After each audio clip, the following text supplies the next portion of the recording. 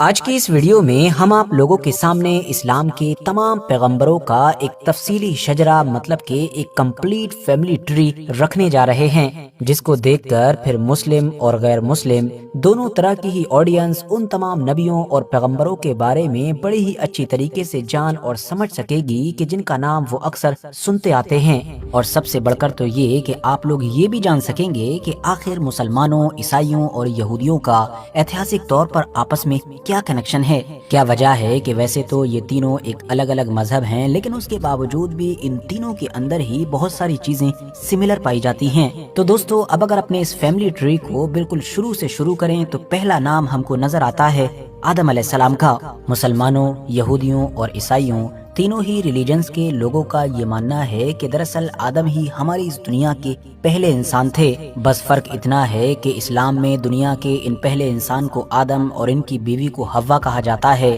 جبکہ یہودیوں اور عیسائیوں میں ان کو ایڈم اور ان کی وائف کو ایو کے نام سے یاد کیا جاتا ہے۔ یہاں پر ایک بڑا ڈیفرنس یہ بھی نظر آتا ہے کہ جہاں ایک طرف اسلام کے اندر یہ آدم یا ایڈم دنیا کے پہلے انسان ہونے کے ساتھ ساتھ ایک پروفیٹ مطلب کہ ایک پیغمبر بھی ہیں، تو وہیں دوسری طرف یہودیوں اور عیسائیوں میں ہم دیکھتے ہیں کہ یہ دنیا کے پہلے انسان تو مانے جاتے ہیں، ساتھ ہی بہت نیک یعنی کہ اہم انسان بھی مانے جاتے ہیں، مگر پیغمبر نہیں مانے جاتے ہیں۔ اب ساتھیوں، آگے چل کر آپ لوگوں کو اس فیملی ٹری میں زیادہ کنفیوژن نہ ہو، اس لیے کچھ اور بیسک چیزیں یہیں پر کلیئر کرتے ہوئے چلتے ہیں۔ ان بیسک چیزوں میں سے سب سے پہلی بات تو یہی ہے کہ اسلام میں یہ مانا جاتا ہے کہ ہماری اس دنیا کے پورے اتہاس میں خدا کی طرف سے 1، 2، 10، سینکڑوں یا ہزار نہیں بلکہ 1 لاکھ سے بھی زیادہ پیغمبروں کو بھیجا گیا تھا، مگر ہاں ان لاکھ سے زیادہ پیغمبروں میں سے بھی صرف 25 ہی پیغمبر ایسے ہیں کہ جن کا ذکر قرآن کے اندر ان کے نام کے ساتھ کیا گیا ہے۔ انہی 25 پیغمبروں کو سب سے اہم مانا جاتا ہے، اور عام طور پر جب بھی دنیا میں آپ لوگ مسلمانوں کے الگ الگ پیغمبروں کے بارے میں سنتے رہتے ہیں، وہ دراصل